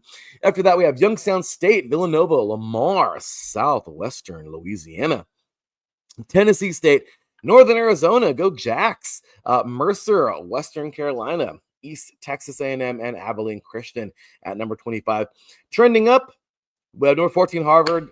Ivy perfection continues. Crazy. Number 15, again, Presbyterian, quietly 7-0. They're a playoff dark horse. Number 16, Youngstown State. They're back in the hunt with a ranked win. And then number 19. How about number 19? I know. Winked. They winked, Teran. Southeastern Louisiana. Looking good, back in the mix. Statement shutout puts them firmly in playoff conversation. Trending down, number 12, Illinois State. 2 losses in 3 weeks. Not fun. Number 13, Southern Illinois. They're slipping fast in the MVFC. And number 25, Abilene Christian. They're fighting to stay on top 25 after losing to Southern Utah. Yeah, they're playing spooky football. So we got the unbeatens that we're not going to even give any love to. I don't care. And there you have it. So we got all that good stuff and plenty more to come with the games for today. But anything there in the top 25 you want to talk about, Teran? We need to talk about Harvard and how they are excelling really well, because they are. This is an academic school, and they are becoming the class of the Ivy League this year. Dude, they look good. They look good. I mean, you can't slight these guys. I love what they got going, man. This is going to be a lot of fun. I'm so excited for Harvard. I hope that they can make some noise in the playoffs when they get there, because I know they will. Harvard is on one, dude. So, yeah, anything else to top 25? I think that is pretty much it for the time being. I'm with you. Well, I got some things to say because, as I told you, the unofficial, I don't care, I'll say it all day long, number 1, again, the Bison. Number 2, the Jacks. Teran, you wouldn't believe it. Today they play each other. Number 1 versus number 2. North Dakota State at 7-0. Number 2, South Dakota State at 7-0. Dakota marker for number 1. This is it. Home field stakes and bragging rights. Elite run games. Elite front sevens. Buckle up. This is going to be a great game. Again, I'm going to give them love because, yeah, I get it. They're dominant. But, Teran, I'm telling you, like, does this not make you mad? Like, come on. You know South Dakota State and North Dakota State can hang in the FBS. You know they can hang. They can hang. Go. Get the hell out of here. I mean, it's crazy. But, yes, so they're going to be playing each other today. This is going to be a huge game, man. Again, this is home field advantage for the Jacks. Do the Jacks knock off? And I can't even call it little brother or big brother anymore. I mean, low key, North Dakota still is big brother. South Dakota State's got their licks in there, but they're still low key little brother. But again, these two teams, I think, I honestly do think that both these teams could knock off like, let's be real, dude. Let's be real. South Dakota State, North Dakota State, New Mexico State. You see what I mean here? Do you think one of these teams could beat Hawaii? Yes. Do you think both these teams could beat Stanford? I mean, Stanford's playing better. They're playing better, I know, but if Stanford's on the road, yes. I'm just saying, dude, like, this is, I don't know, just move yourselves already. You're bothering us. Like, get out of there. I want to see UC Davis at number 4. I want to see Tarleton State after jumping up from Division II, number 1. Like, they deserve it. Like, stop it. Like, they're annoying me. And again, I don't care if anybody gets annoyed watching the show because I bring it up every week. I just get so mad. So I want to see them move already. Get the freak out of here. Go to FBS where you belong. Okay. But anyway, today, tricks, treats, spooky football. Number 1, North Dakota State. Number 2, South Dakota State. Who are you taking? I'll take North Dakota State in a barn burner thriller. It is going to be a barn burner thriller. Well, no matter what, the game is going to be a treat. What are we going to see? Oh, so you're going to say it's going to be a treat for North Dakota. Yeah, I think it's going to be tricks, treats, and spooky football. First of all, it's going to be played on ESPNU, so it doesn't have the ESPN Plus treatment. So it gets kind of some national TV treatment.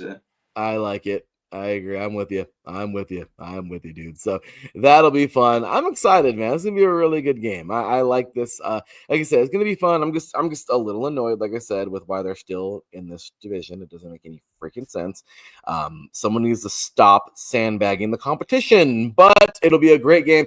Teran, I'm going to go the Jacks. I think home field advantage is going to make it happen. I feel like let's go. Let's get a shakeup here. Obviously, North Dakota State will probably fall a few spots and then reclaim it. Or, I mean, it's so freaking lopsided to where both of these teams, I swear, if North Dakota State and South Dakota State played every single team in the top 25, I'm pretty sure they'd beat everybody. I mean, every one of them would beat they would beat every one of them heads up. I mean, they're good programs, man. And that's not saying anything bad about them. They're good. They're so good that they belong in a division higher. So again, this is Teran. This is a sir, ma'am, can you please get your 12-year-old out of 8-year-old football, please? Thank you. I mean, am I right? Like, come on, man. Like modern day, St. John Bosco. Can you please get out of Division 3 in high school, please? Thank you. Yep. Can you stop destroying everyone? Thank you. Yeah, thanks, guys. Ohio State. Can you not be in the NAI? I mean, come on, Sarah. This is crazy. But anyway, so there you go, man. That's what's coming up today. And honestly, there's really not much more. I mean, I will go over a few more games that I've picked out. Teran will go over some games he's probably picked out. But yeah, that's the gold standard today. You don't want to look anymore. Kind of like Ferris State and Grand Valley, even though that one's a lot different. But today, that's the game. That's the one. All right.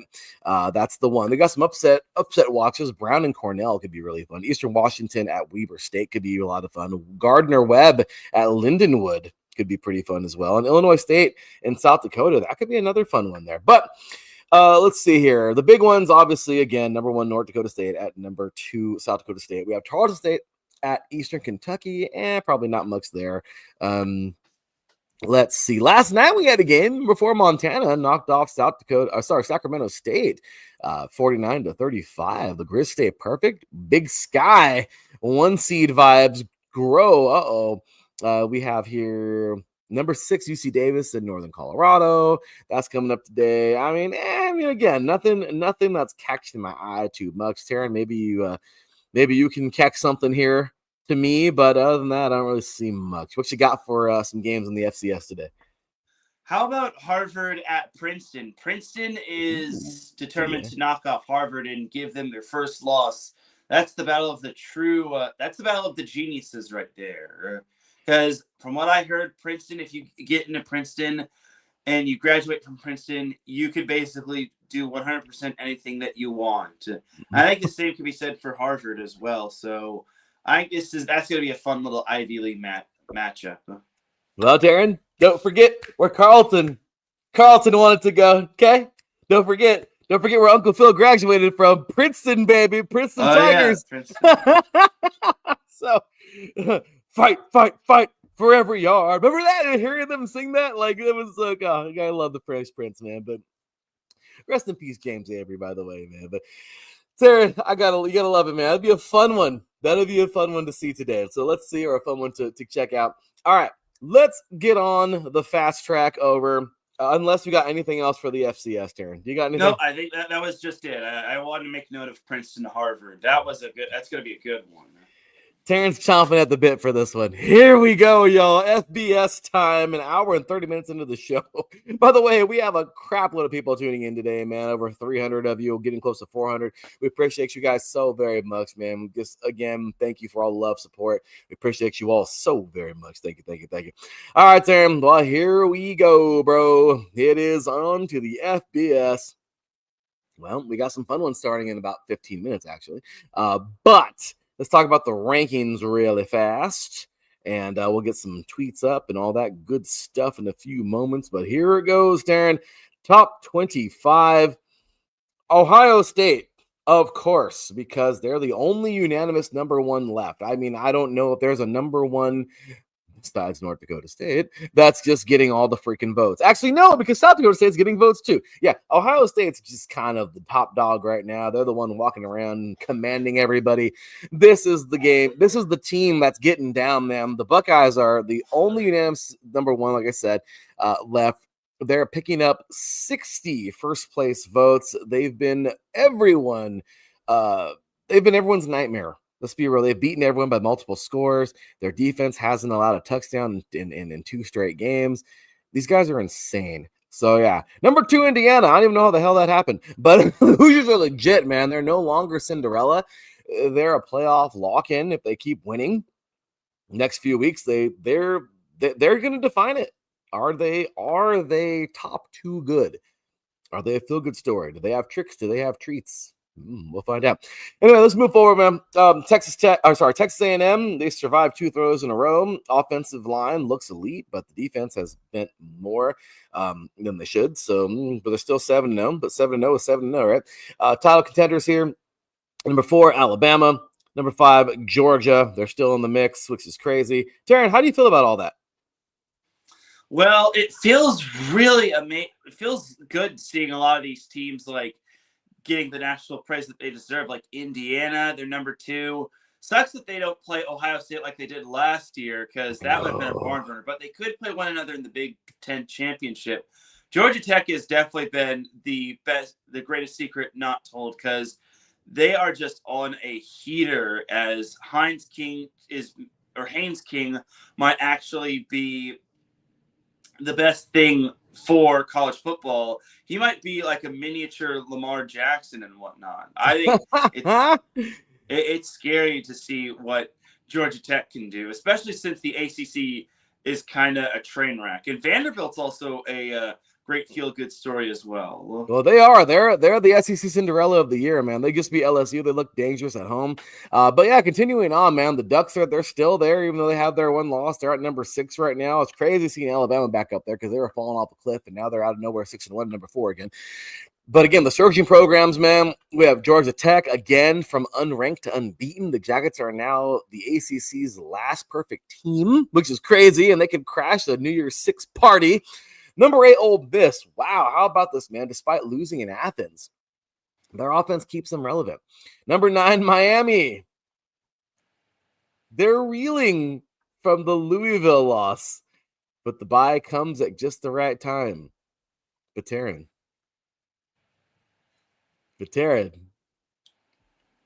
I have a question for you, sir. Oh, Teran's ready for it. Here he comes. Here he comes, y'all. Mr. Teran Rodriguez, is the U back? Nope, it's not show year. Even though it's just one loss, but still, you still lost to freaking to Louisville. I don't want to hear the excuses. You're not back.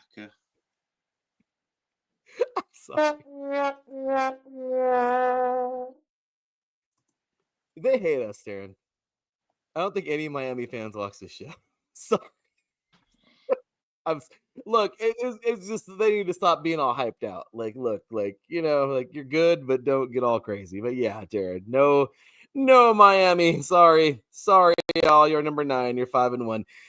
Vanderbilt, as you said, man, they're the SEC Cinderella of the year. This team is looking good. I can't believe they're 6-1. They're number 10. Usually, this is not baseball. This is crazy. Usually, we talk about them in baseball. The Vandy boys, but these Vandy boys are getting it too. Number 11, BYU. They just won the Holy War. That's crazy. The Cougars stay unbeaten after the Holy War thriller. They could sneak into the top 10 with one more ranked win. Middle of the pack, people. We have Notre Dame after making me angry last week and beating SC because SC is trash. I'm sorry. But the Irish are back on track. We have Missouri. They survived a double overtime victory there over Auburn, which is crazy. Virginia, the Who's. Yeah, the Cavaliers. Crazy, right? Yeah, this is their 6th win. Their defense wins games. Okay, quarterback is quietly on the move. I think this young man's going to be somewhere in the award winning ranks. This guy, I mean, they're looking good, man. So anyway, South Florida, they're 6-1 still, man. They're another AAC explosion. The Bulls offense is top 5 nationally right now. We have number 16 Missouri State, insane. They're 5-1, guys. And their only loss was to USC this year. So it's freaking crazy to see these guys, if included.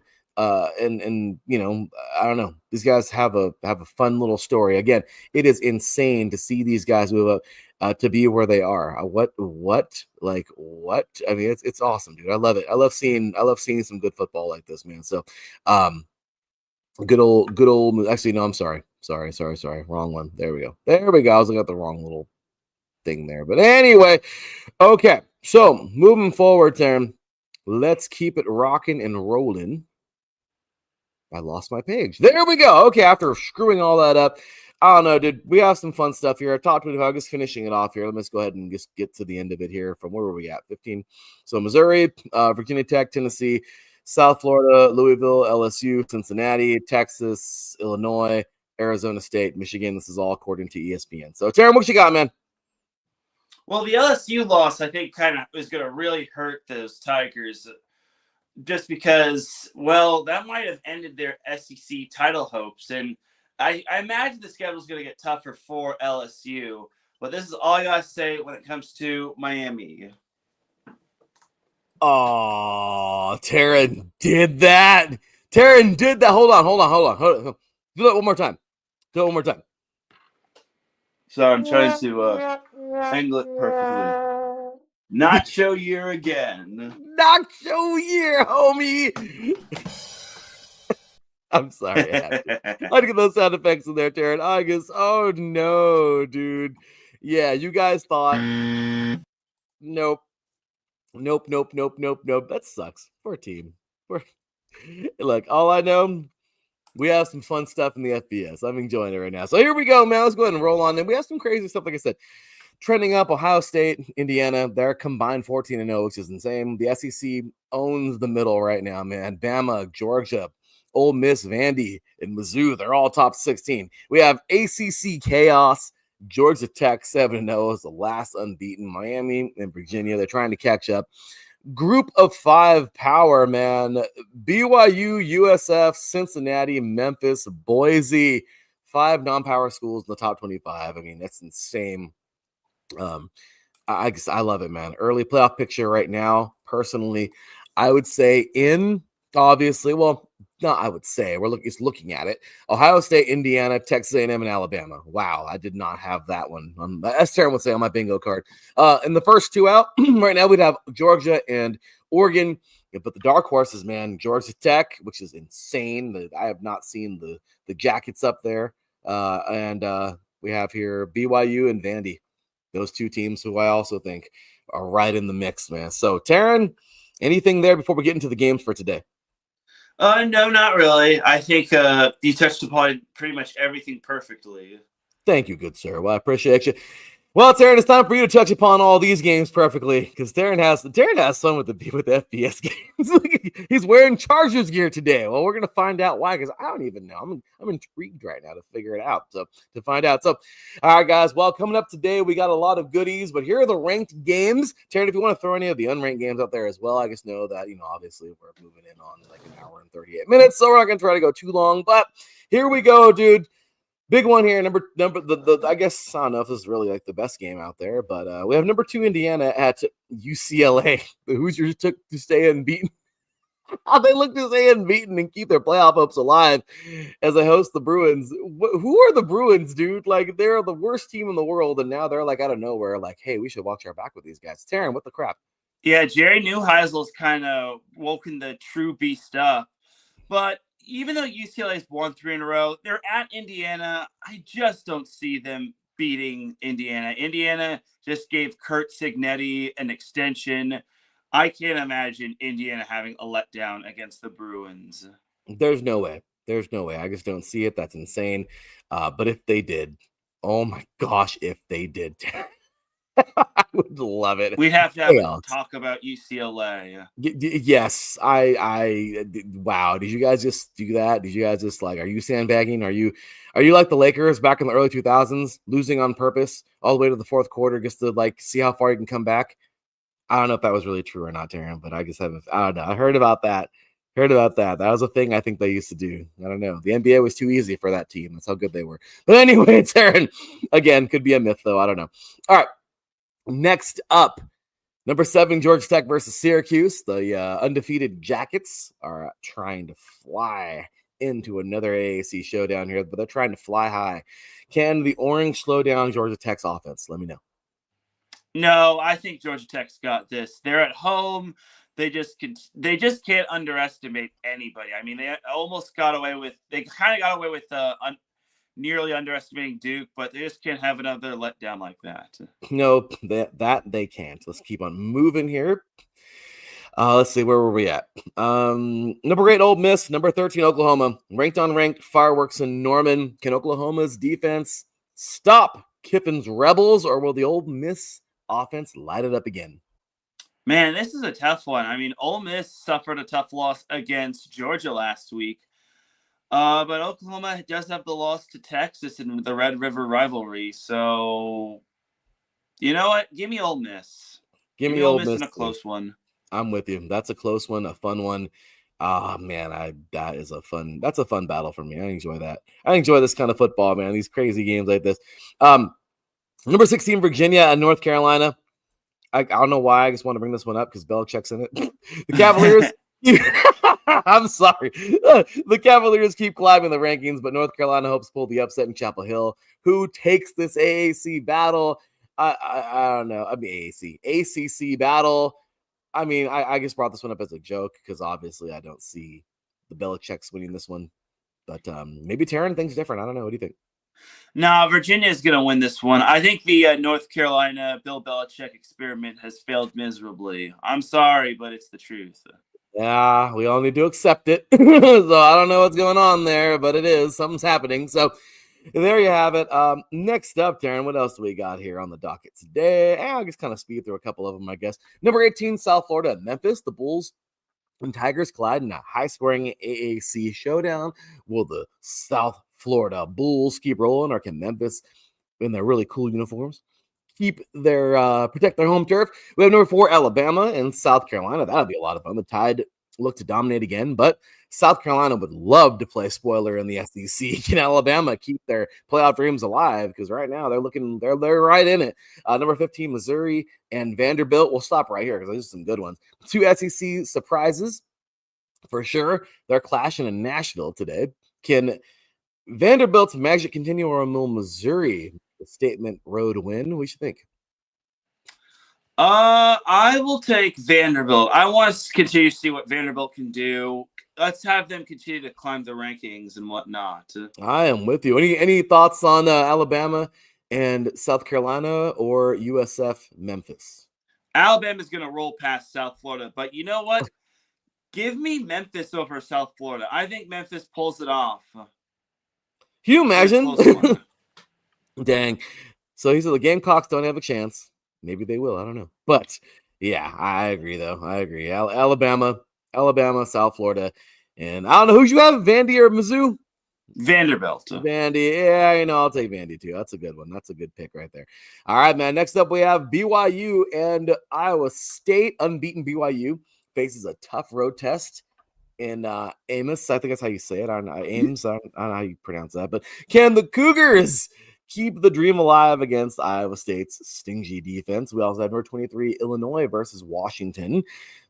I don't know why I put that one on here, but Illinois looks to prove it belongs in the top 25 with a big road win. Can Washington defend Husky Stadium and knock them back out? Because Washington has been knocked out pretty bad. So we have number 6, Oregon, all sticking on Wisconsin, man. This is a big game here. Not really. But Oregon is on fire after bouncing back last week. Can Wisconsin's defense hold them off? How will the Ducks look today? We'll find out. But what are your thoughts on those games right there? You know what? Oh, man. I'm actually going to take Iowa State over BYU. If you remember in week 0, Iowa State took down Kansas State when they were ranked. So I think they're going to do the same with BYU. BYU isn't playing in Provo, so I think that's going to be – and also you got to remember, BYU's coming off of that win in the Holy War, which could be a letdown spot because you obviously have the Holy War hangover in terms of rivalry games. And then for Illinois-Washington, this is an easy one. Washington, easy because they're the definition of true home field advantage. Mm-hmm. Illinois will not win at Washington. It's going to be a tough one. The fact that this is on Big Ten Network is a little criminal, if you ask me. No, I totally agree. Oregon over Wisconsin all day long. Yeah, Oregon is going to roll Wisconsin. Yeah, and Illinois over Washington. BYU, no. Who'd you have for that one? BYU, Iowa State. That's a tough one. Iowa State. Yeah, I'm going to go with you on that one, too. I think BYU is due for one, so we'll see. But all right, Teran, moving forward, man, we got a few more of these. Then have your fun, man. We got a lot of these things, man. But I'm just going to roll here through a couple of these. Number 9, Miami at Stanford. Okay, whatever. Yeah, because Stanford's on the East Coast, apparently. Again, SEC, stupid. Miami returns home after a tough loss. Will they rebound versus Stanford? Of course they will. Yeah, unfortunately they will. I wish if this was at Stanford, I'd give Stanford a better chance, but Miami should win this one. No, they should, and it should be easy. Texas A&M, LSU, number 20 LSU. So that's number 3 versus number 20. It's another SEC war in Baton Rouge. Can Texas A&M keep their playoff spot, or will LSU play spoiler under the lights? I don't see LSU winning this game. After what we saw last week, it's obvious Texas A&M is going to beat LSU. Yeah, if we see a shakeup, oh my gosh. But, I guess that's college football, but I don't know. But, yeah, you're right. Based off what we saw last week, no. Number 25, Michigan and Michigan State. Well, actually, you know what? I'm sorry. We're going to skip that one because that's the game of the week on ABC.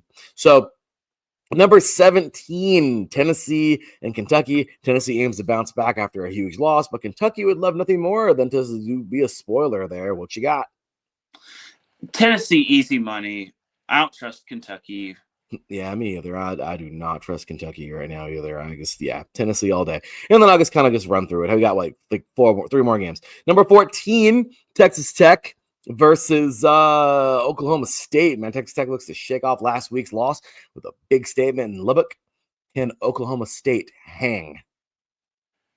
No, Texas Tech is going to win. They're going to be mad from last week. They should have beaten Arizona State, but Tech will take down the Pokes. Yeah, Cowboys. I think so too. Number 21, Cincinnati versus Baylor. Cincinnati keeps rising in the Big 12. Can Baylor's offense break through the Bearcats' tough defense, though?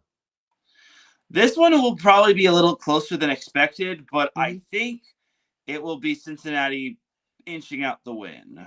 I totally agree with that one. Number 22, Texas at Mississippi State. The Longhorns travel to Starkville for a tricky SEC clash. Can the Texas Longhorns handle the Cowbells and take care of Mississippi State, Hail State, or am I just hyping this up way too much? And are the Longhorns going to go destroy them? As good as Mississippi State is outside of the SEC, they're not good inside the SEC. So, and as sucky as Arch Manning and disappointing as Arch Manning has been, we can't see Texas lose this one. Texas will win fairly easily. I totally agree with that one. And again, do I have one more after this? I do. Number 24, Arizona State versus Houston. The Sun Devils host the surging Houston Cougars in the desert. Can Arizona State hold and serve and stay at the top, man? Can they do their thing? Well, not at the top, but in the top 25? Or does Houston ruin that? Nah, Arizona State's gonna win. They are so back. He said they are so. Oh, they're back. They're back. But is Miami back? I had to get a second one in there. I'm sorry. I had to. All right, Teran. Well, here we go, man. Moving into, unless you got any others. I know there's some others on the board, man. Would you like to throw any other games out there for us? Because I know the big one.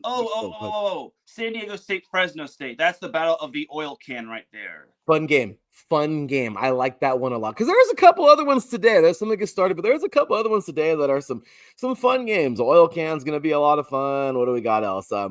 No, that's gonna suck. Yeah. Oh no, Utah State and Mexico State. I mean, it's not like it's bad or anything, but it's just not really. But the oil can game is gonna be so much fun.